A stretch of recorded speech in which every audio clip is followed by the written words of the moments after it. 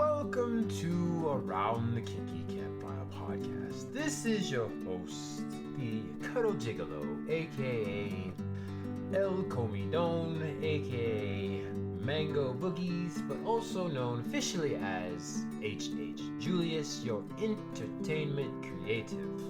I'm here with Miss Rue, our education guru, and our goal in this podcast is to destigmatize the taboo topics of kink, non-monogamy, and BDSM. We like to educate through awareness and with our experiences, and we are not certified professionals as of yet.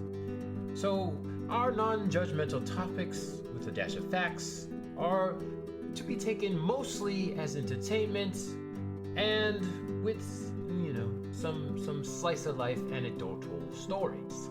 Your opinions, lifestyles, and or way of thinking may not be in alignment with ours, but your opinion, lifestyle, way of thinking is also okay as well. And the fact that you have an opinion is valid. We're not here to change your minds.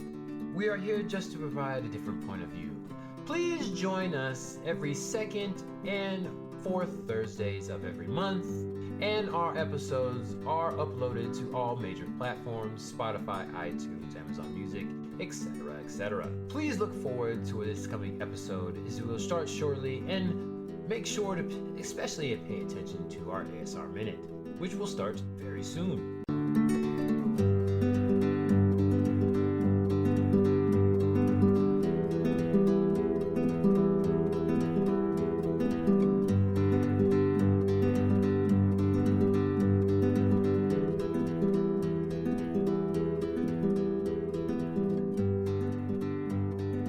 Welcome back, everybody, to Around the Kinky Campfire. This is the one and only Ragamuffin, Lord Snagglepuss, El Comidon, Cuddle Gigolo, Taco Knuckle, the one and only H.H. Julius here.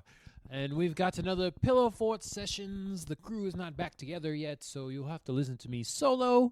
Wanted to give you a little teaser for a big episode. This is a topic I want to talk about at length. This is one of our pillars in our why are we doing this podcast in the first place. So gonna be talking about this subject in broad real quick, and then I'm gonna break down all the little things.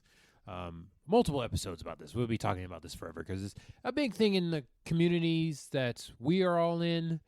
And hopefully that's why you're here, to learn more about this kind of things. And I definitely want to teach a few classes about this. But before we get into that, you know what we have to do right off the bat after introductions. It is, what am I drinking, or what are we drinking? But just me this time. I am drinking back to the Mighty Swell Tiger's Blood. You've heard it before. Still finishing off the 12-pack or 18-pack, whatever we had before. This is sadly the last one for now. Not sponsored. The Mighty Swell Tiger's Blood Spike Salsa. And as you know, we have our ASMR minutes, or just 30 seconds, 5 seconds, whatever it is, because I don't take deep breaths. So here we go.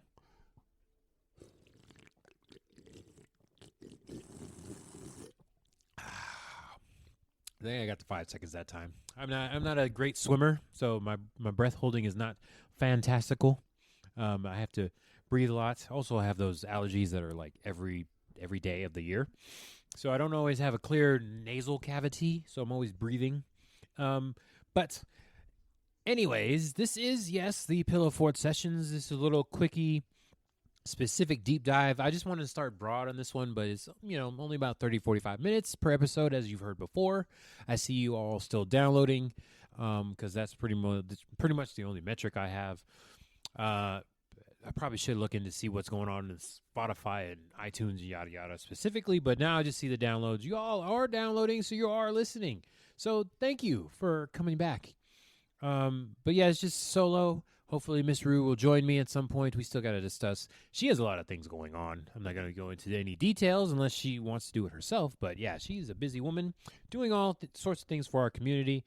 We love her and appreciate it for doing all of that. Hopefully y'all can get a little teaser of what's going on specifically. I know I'm going to be going to some conventions, and she may or may not be there doing her thing, but she's definitely got me going out and doing the volunteering thing. So hopefully I can talk about that after I do it. I'm not going to make it to Fetish Con. I think it's the weekend following, or at least the next weekend after this. As of this recording. So definitely want to try to make it there next year. Hopefully going to make it to the Smut convention that is here in our area, and then also the Florida Power Exchange in November. I think it's the last week in November. So hopefully y'all will hear about all of that. But for now, I will get into our topic of the day, which is very broadly non-monogamy, to put it simply. Now, I prefer the polysecure. I think she made this distinction of consensual non-monogamy versus the more typical ethical non-monogamy. So I wanted to talk about this because there is a lot of different definitions for all the different non-monogamies that are out there, and a lot of people don't know. And then, of course, the vanilla people or the monogamous people don't really know about the definitions, and like, oh, we're all just fucking each other willy-nilly and there's no rules or anything like that. And I listen to a lot of podcasts, okay? Fellow listeners, you're listening to a podcast now, so I'm pretty sure the typical podcast person listens to like 10 or 20 podcasts. I don't know if y'all know this or not, but yeah, podcast people listen to a bunch of podcasts. And I hear a lot of podcasts because most of them are audio, but there are some video ones. I if they're on YouTube, I watch them as well. But I hear a lot of things on the podcast, and there's some people that are not in the lifestyles, and especially the more celebrity-focused ones, they don't know about it. But then they have these sexologists and the sex coaches and everybody go on there, or just people that are just in the different lifestyles, and everybody's got their own different definitions of what non-monogamy is and what they're, what it all entails, what all the different kinds are. But it's like very frustrating for me as somebody that's part of the lifestyle, and, I have a podcast, but not in the mainstream and not, doing the big numbers and traveling around as of yet. Be looking out for that, hopefully, fingers crossed. Going around and teaching these type of things. I know I got to start small, but eventually that is the goal, just so y'all know. So if y'all see me out there and be like, oh, that's what he looks like, that's what it is. So we got to start small and work our way up. But it's a big thing for the coaches somewhat. They have their medical background, but not necessarily all into the queer lifestyles and the non-monogamous stuff. So there's not a whole lot of experience coming from them, at least for what I've seen. I don't really listen to the specific smaller podcasts that are in our same area of expertise, just because I don't want to do any kind of copying or be like, oh, they did that on there. So I try not to listen as much. If they have a YouTube page, as y'all saw, we reacted to What's the Safe Word. It's a great YouTube channel. That couple puts out. They've been doing it for like 7-8 years now. So like to react to some of their things. But for the most part, I try not to. We are not really linked. We're fans of different IG. If you go on our IG, you'll see the different podcasts and stuff that we follow on there. But yeah, I try not to do any crossover. I know there's a whole thing of parallel thought, but I definitely don't want to seem like copying other people's stuff. But you might see some reaction videos of different things. A lot of the people like to react to like Cut and True TV on YouTube. I don't know how y'all feel about reaction videos, but I definitely want to do them because I have an opinion, as y'all see, as you've been listening to. I know the people have been downloading and listening to all this stuff, but yeah, I would like to do a reaction. I know it's very played out, kind of sort of. You are a YouTuber, subscriber, and all that as well. You see the reaction videos. There's a lot of channels that just do reaction videos, but I don't. Is that a bandwagon? I don't know. Y'all come join the IG and let me know, or send an email or something, because I could definitely do a reaction video, especially as the Pillow Fort sessions get to go on more and more. But definitely that is something I could do, or I could just do a Pillow Fort session and just talk about it like I didn't react to it, but got inspired somehow. But I'm just trying to say that yes, parallel thought is a thing, and copying other people's topics or whatever is a thing, but there's always a different audience you're going to reach somehow. So hopefully this reaches a different audience that didn't see that before, or saw it before and didn't agree with it, and now they agree with this opinion or don't agree. Either way, let me know. what y'all are thinking.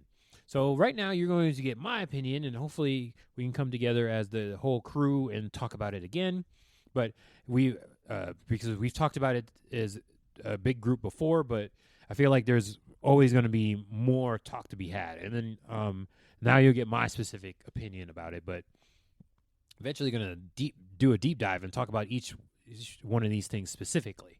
But the big debate, especially for me, is the ethical versus consensual non-monogamy. So ethical basically is there's the right in the moral sense, trying to be truthful, fair, and honest. But it seems like people like to ask, is this ethical? Is that ethical? Is what they're doing ethical? But as far as I'm concerned, and from my schooling, it was always a thing that ethical was the society's morals. So how do you determine what's right in a moral sense? That's like very subjective to the person. So I don't know how somebody can ask, is something ethical when ethics are based on society? At least that's what I learned in school. So it's very confusing to me when somebody makes a Reddit post and like, this is what happened. Is it ethical? Whose morals are you basing that off of? Who's right and wrong in that sense? So to me, I agree with the author of Polysecure. They are coming out with a new book, just FYI. I believe it's Polly Wise. She is going in with another author, and they're making a sequel to Polysecure. I have that on Audible on pre-order, so I'm definitely going to check that out, and hopefully y'all will hear a reaction video or review video like we did for Polysecure. But I believe in the consensual non-monogamy. All parties are in agreement, so that means everybody knows what's going on. So I can't say I don't want to hear this, but it grinds my gears when I hear a video or hear about somebody's experience or read it on some kind of post somewhere where my partner went and slept with this person, and it's like, we were open so I can just sleep with them, but you didn't say anything beforehand. So it's like, or even worse, they tell you about it and they still do it anyway, even though you don't agree.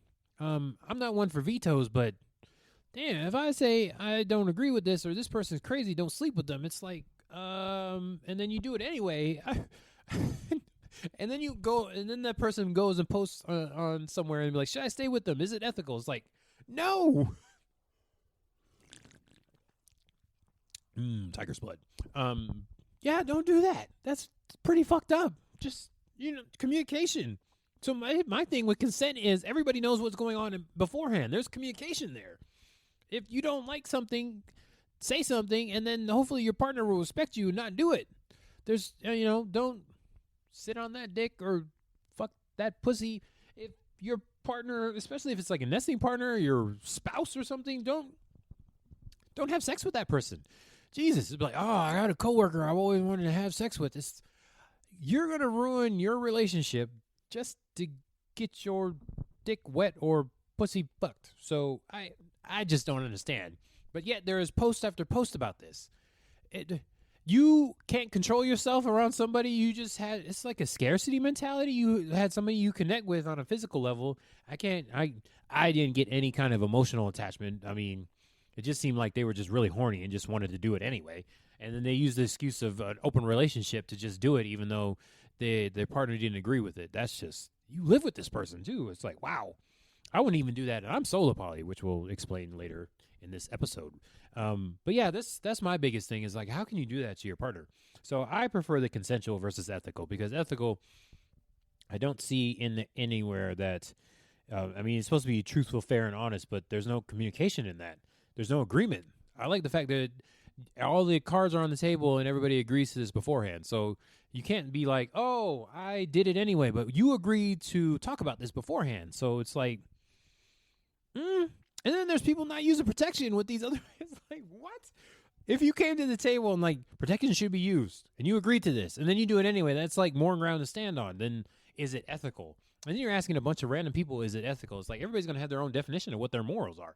Some people, that's just, I'm going to do it and I'm not going to use protection. But if you went into it consensually and said that beforehand, and then there was agreement, that's the big thing. All parties are in agreement. You agreed to this beforehand. Now, if the person did something that wasn't talked about and wasn't agreed, then I feel like you have more of a foot to stand on or a base to stand on. So yeah, that's my big thing about ethical versus consensual, and it's just really driving me crazy because I'm part of different Facebook groups that say ethical, and it's like, it's just you get that little sharp pain, like when a cold breeze hits you on a random day. It's like, ooh, rain's coming. Tiger's blood.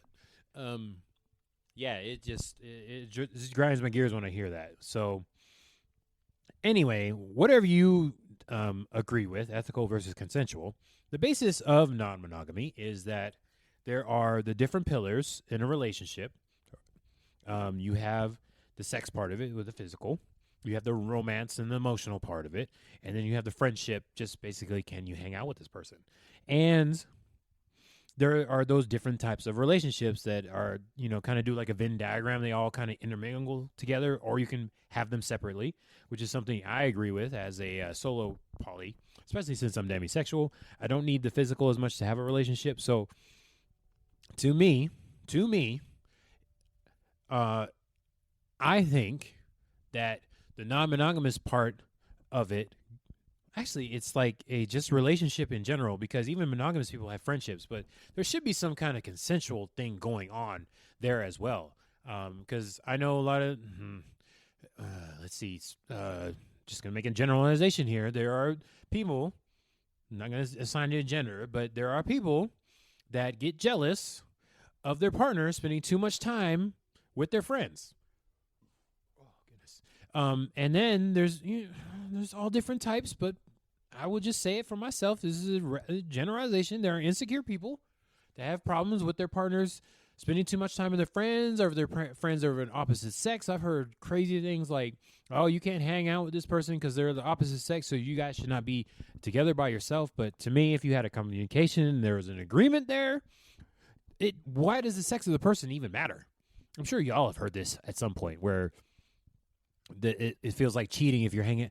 That's so wild to me that I still hear this, that somebody is forbidding their partner for hanging out and being friends with somebody of an opposite sex. It's like they're adults. They can't keep their junk in their pants. I don't understand this. So you do not want them to be friends with somebody of the opposite sex because you think they're just going to slip and fuck each other? I don't understand that. What? Yeah, we're not even going to talk about the people that forbid their partner from watching porn, like they're cheating because they're watching porn. Why? Masturbation is a thing and it's very healthy. Plenty of doctors say that. I heard something today in a podcast where like people don't masturbate when they're in a relationship. Like, what? Why? Just masturbate. What the fuck? If you got to masturbate, just masturbate. If you're addicted to sex, that's a whole different thing. But what? Not wanting to masturbate or not being able to masturbate in a relationship is wild to me. But yeah, so you have those boundaries. And most people, it's a spectrum. You have the sexual, physical, and the emotional part of it, but nobody even talks about friendship. Like, there's different types of like cheating and stepping out of a relationship, but nobody wants to talk about the friendship part of it. And they talk about the emotional cheating and the sex cheating, but they don't talk about the friendship part. It's all a balance. So you can't have too much. Like if you are the type to emotionally dump on like a coworker or something before you go talk to your spouse or something, people have that where they gripe to somebody else that's not their partner, and that's, to me, that's an emotional thing, because you're airing your grievances and opening up to somebody and being vulnerable to a person you're not in a relationship with, and then when you get to your partner, you don't even have that kind of communication. I feel like you especially if you're having a serious issue, you should come together and talk about it rather than talking to. So when I'm specifically talking about is like a work spouse. People have work spouses. I don't know if anybody's heard that term besides me, but yeah, that type of thing. You shouldn't be doing that. And of course, sex, physical cheating, everybody wants to talk about that, but it's like, there's other types of cheating just besides physical. So yeah, I don't understand, because I have monogamous friends and they're like, oh, I can never, but you have other ways to be jealous. There's plenty of other things to be jealous about. Like, don't be jealous because I'm poly and I'm doing this. It's like, there's communication. Like I don't understand. And then don't get me started about the demisexual thing, because nobody understands that. It's like, oh, you're not doing it for sex? No, I'm not polyamorous for sex. That's not my thing. Tiger's blood.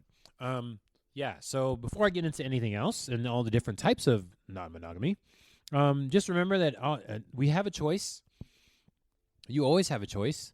I want to say this specifically to the people that post in the Reddit and be like, should I stay with this person? They're doing this thing and can't do it. No, you have a choice to leave. Just leave. If your person is clearly cheating on you, I mean, why do you need to ask if it's ethical when they're clearly cheating? They're doing something you specifically did not say you were okay with. That is cheating. Leave them. You have a choice. And then, well, I would say love is a concept that someone we love loves us back in a similar way. I would say love can be interchanged with like respect. If you're not being respected in a relationship, why stay in it? If you respect somebody and they're not respecting you back, you have the option to leave. You always have a choice. Remember that. We are adults. We are adults. Consent is always revocable. And don't ever do anything by the book. There's no by the book. So if somebody is disrespecting you, you are clearly being disrespected. Leave that person. It makes no sense. It makes no sense at all. Do not stay. Clearly, your rights are being violated. Leave that person. You do not have, you have to be in a relationship. People, the divorce rate is like 56% for monogamous people. People in general, I don't even know, they just polled monogamous people. You have a 50-50 chance if you get married, whether that marriage is going to last. If people have kids, have their lives all intertwined, and they're separating and getting divorced, you don't have to stay with that boyfriend or girlfriend or whatever have you. There's no legal document there. So why are you staying with this person? Just leave them. I don't get it. And then there's people in long-distance relationships that have their partner cheat. And it's like you don't even live in the same state. Sometimes not even in a different country. Just leave this person. Oh, scarcity mentality is a thing, people. I should probably talk about that in in an episode as well. Yeah, there's a scarcity mentality.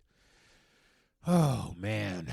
That goes back to the dating topic. I mean, you always have a choice. There's going to be somebody for you out there. I know people like to say that as like a generic thing, but if you got your shit together, there's always going to be somebody for you. You don't have to stay with this crappy person that is not respecting your boundaries.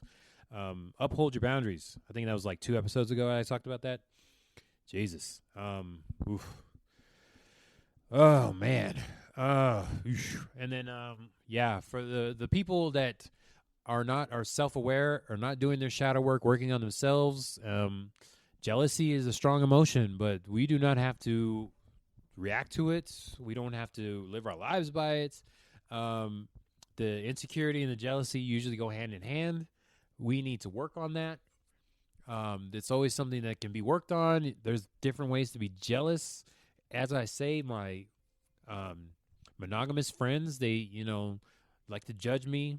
It's not like hard judging. I mean, if they were really seriously judging me, I wouldn't be friends with them anymore. But they have their judgments of like, oh, yeah, I can never have my partner dating or having sex with somebody. But it's like, there's different types of jealousy. I just want to look at them crazy. It's like you, even in your relationship, have never been jealous of anything. I have video game friends. They sit there and play video games. You've never been jealous because they've sat there and played video games all day instead of spending time with you?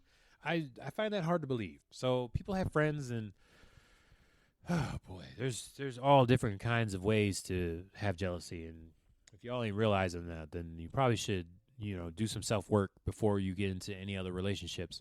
Because if you're having multiple failed relationships, people will keep cheating on you. Maybe, there's a least common denominator there. It could be you. So it's time to work through that stuff.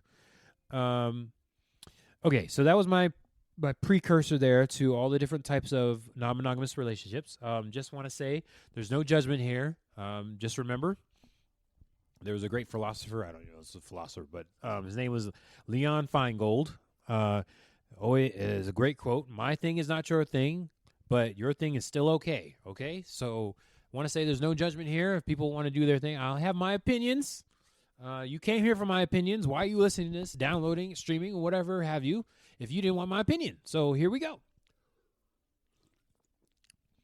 All right, so to start it off, we have the first type of non-monogamy, which is, so I go from like least potent to most potent. I don't even know what is potent. What least involved, I guess, is monogamish. So there are plenty of different types of monogamish, and this kind of blends into like open because everybody has their own opinion of it. But as far as I can see, monogamish is more of a mental fantasy type of thing. So basically, you don't actually have sex with an outside person. So the couple is pretty much monogamous, but they have fantasies about having sex with somebody or fantasizing about the threesome. So you're talking about it, but you're not actually doing it. So that's more monogamish. But the more common term for monogamish is you're kind of open. So most people that use the definition of monogamish don't have like set thing. We're looking for a third, or we're open to having sex with somebody, or somebody can go do solo one-on-one stuff with other people, or somebody can hall pass, quote unquote, that type of thing. The base term of monogamish is people that kind of just like fantasize, like, oh, we go flirt with people, but we go home just the two of us. Or like, we plan all these different things and have kind of like a role play type of deal where we want to, quote unquote, invite people in, but we actually don't do it. So like the couple that goes to the strip club or something together, but they only go home with each other. They get all ramped up by the fantasy of having a threesome or an orgy or something, but they don't actually go through it. Or you can do the other definition of monogamish, where you just kind of open, whatever happens, as long as it's done consensually. Some people like to do it ethically, but what the fuck is that? I don't understand. So you just kind of like, if you leave it up to your partner to be like, well, they would probably be cool with it. I'm not going to tell them, but I'm just going to do it anyway because we said we're ish. Makes no sense to me. So once again, my thing is not your thing, but your thing is okay. You might have heard some judgment there, but that is my opinion, people. Not even anybody else on this podcast, just mine. Julius's opinion. That's it. I just want to say that monogamish is a thing. So you have the two different definitions there. Tiger's blood. Okay, so then let's go to open, since I mentioned that. So this I can't even say couple relationship. Let's just say this relationship type is the open relationship. Basically, with the basic, most general definition is the involved parties are allowed to go sleep, have sex with other people. This is, I want to say consensually. Should be done consensually as far as I'm concerned, but sometimes it's just ethical. So the boundaries set forth are usually the couple knows about the openness of the relationship. They might not know who their partner is sleeping with, partners. So they kind of, you go around having sex. As far as I know, the open couple doesn't know who their partner is sleeping with. They just kind of get to freely have sex. I would hope there's protection and testing and all that, but sometimes that doesn't happen from the stories I've heard. But yeah, open sexually, but not emotionally. So it's just a physical sense of being open.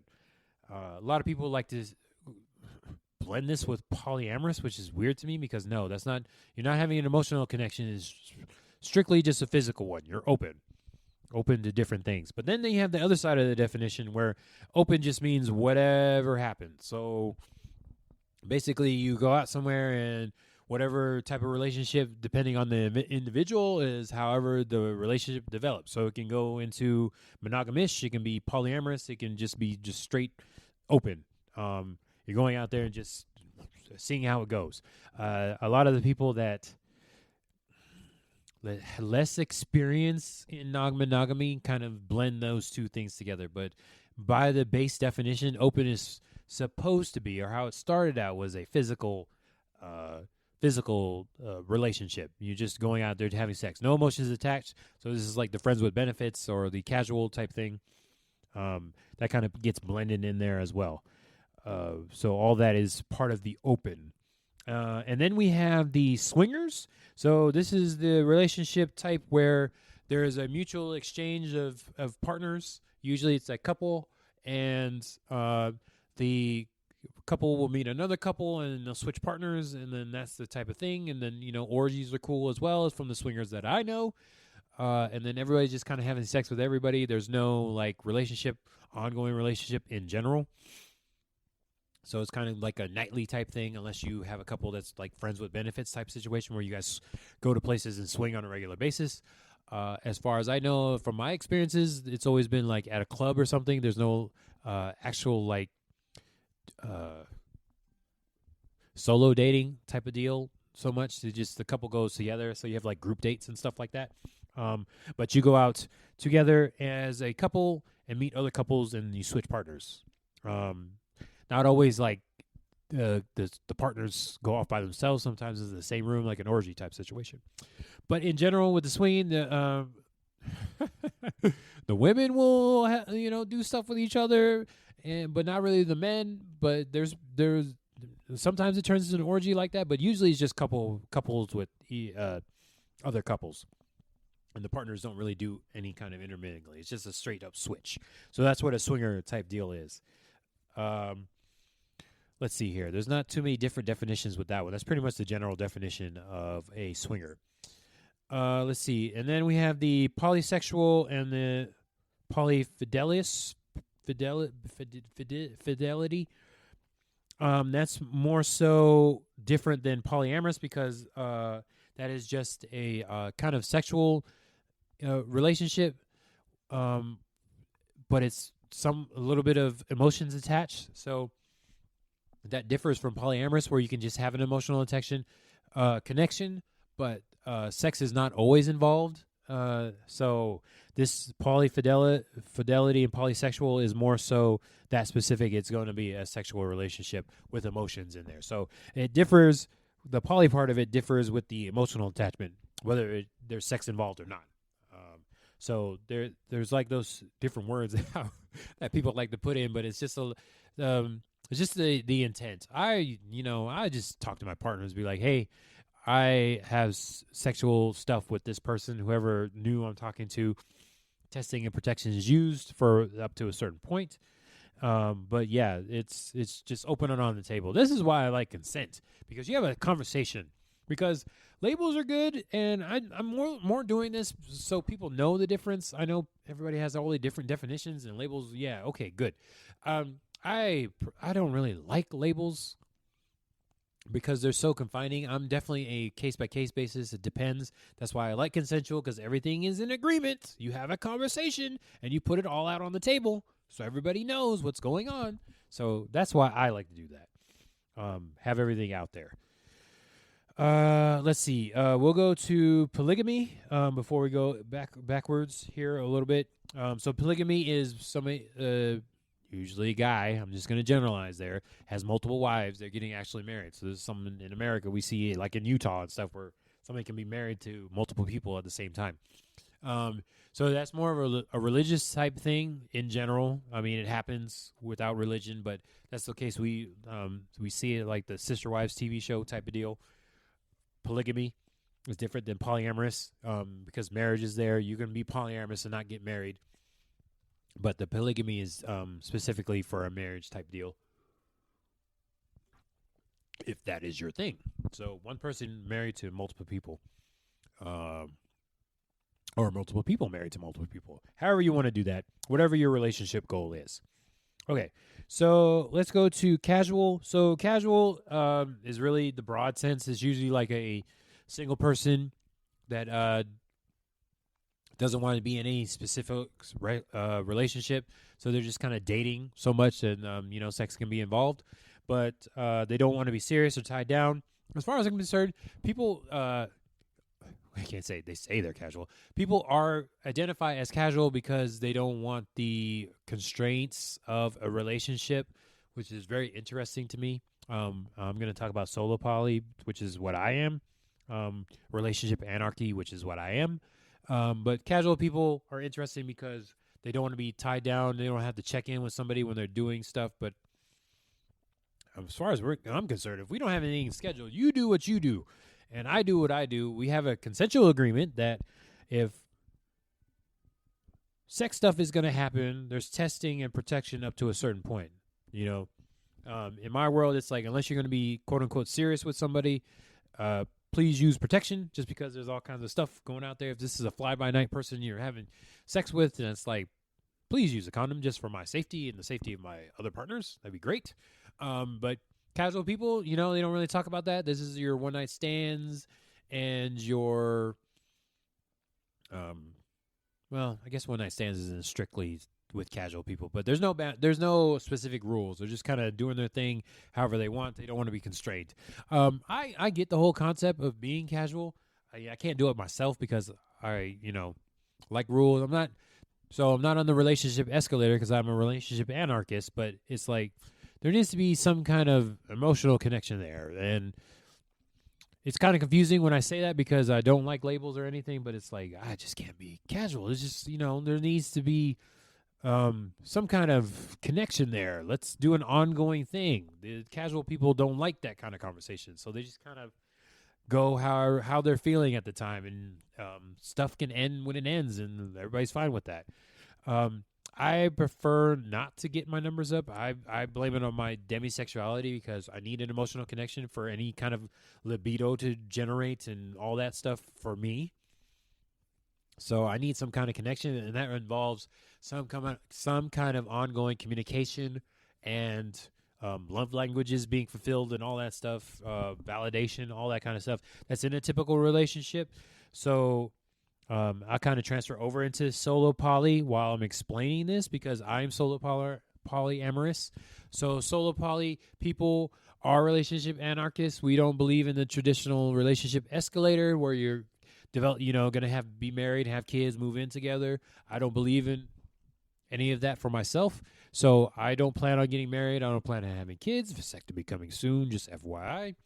And I'm never going to move in with somebody as of now. This could always change in the future, but yeah, I don't feel it in my bones. The biology is not calling to me, all that kind of stuff. I will have long-term partners, though. I will have girlfriends. Those kind of things. And girlfriends versus partner is different for me. I could talk about that in a different episode. Because it's already going, this episode is already going along as it is. We've already passed the 35-minute mark. So I could talk about that specifically later. But basically, solo poly people are going to be living alone, not have kids, yada, yada, yada, that type of thing. So for me, I am demisexual, so I need the connection. I will have ongoing partners, whatever levels they are. Once again, the labels are a thing, but not really because it depends on the connection with the person. If it's somebody I just see like once a month or once a year, as long as he have some kind of communication agreement set up, I am totally fine with that. If I see you once every 10 years and we have that kind of connection, I am totally okay with that. I'm totally okay not having kids and not moving in, not marrying somebody. I'm totally fine with that. And if it's a nice emotional connection, I am totally good with that. I could live down the street from you. I could live in a different country from you. All that, yada, yada, yada. And we can go on for years and years and years and years. And sometimes relationships ends, but that's part of polyamory. So it's like, it's not even really implied. It's like the long-term potential is there for me to generate a relationship with somebody, but relationships end as well, and that's totally fine. So that type of thing is a common thing. It's hard to explain to people that know nothing about polyamory and non-monogamy because it's like, I totally would have somebody, a partner, girlfriend, what have you, somebody I'm in a relationship with, be an emergency contact, but never have a desire to marry that person.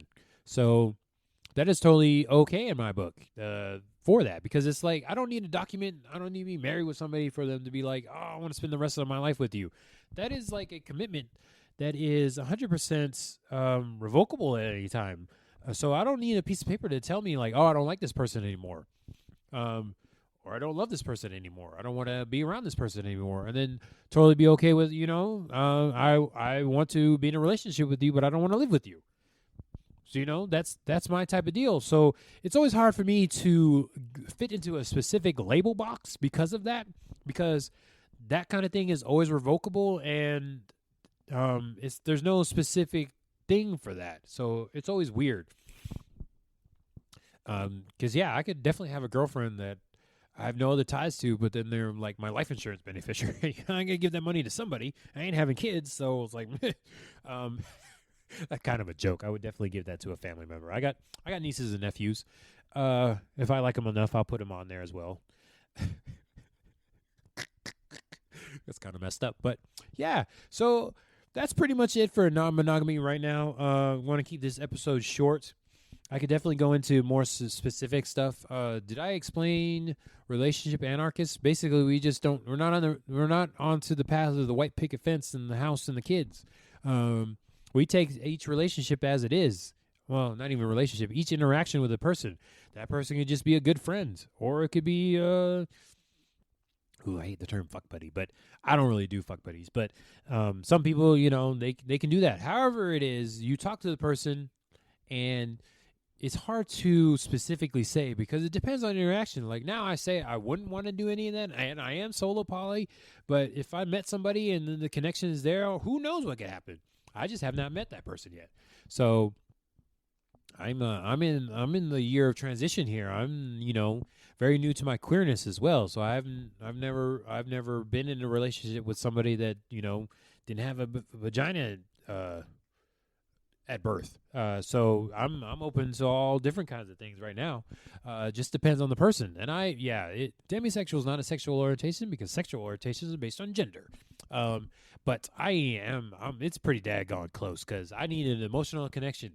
Please let the emotions develop before we talk about any kind of sex stuff because it's not working with me. I don't care how physically attractive I am to somebody. I can be physically attracted to somebody and they can just be a friend. I'm totally fine with that. Ooh, wrong tube.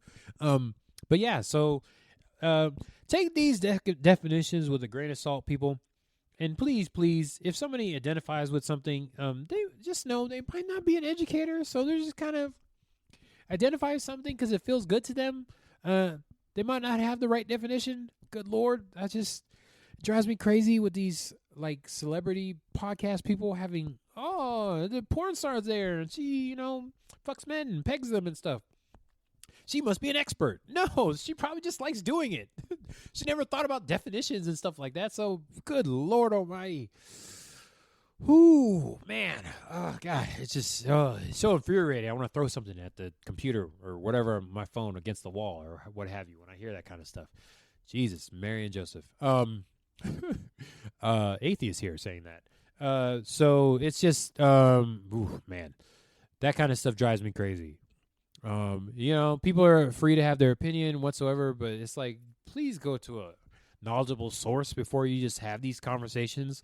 That must be what polyamory is. They're just fucking around. Like, no, who are you talking to? Who are these person's credentials? Just because they fuck around doesn't mean all poly people fuck around. Good Lord. But anyways, before I go on another tangent for another 10, 20 minutes, I'm going to end this episode for now. So this is non-monogamy parts 2, 3, 4, 5 of 10,562. This is H.H. Julius, El Comedone, what have you. And this has been the Pillow Fort Sessions in and Around the Kinky Campfire.